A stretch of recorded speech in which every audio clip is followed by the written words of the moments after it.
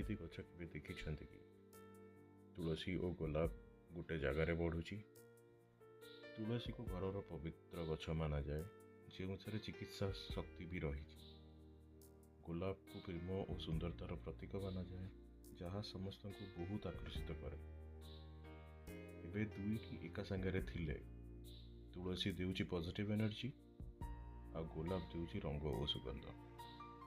सेतिपाई जदि बालकनी रे एई भली गछ रहिबो, प्रतिदिन प्रकृतिर छोट मैजिक को भल भाव एक्सपीरियंस करि परिबे। यह है माँ बगीचा, जो प्रतिटी गछ कुहे गोटे कहानी। सब्सक्राइब करंतु और आम सहित प्रकृति को भी भल पांतु।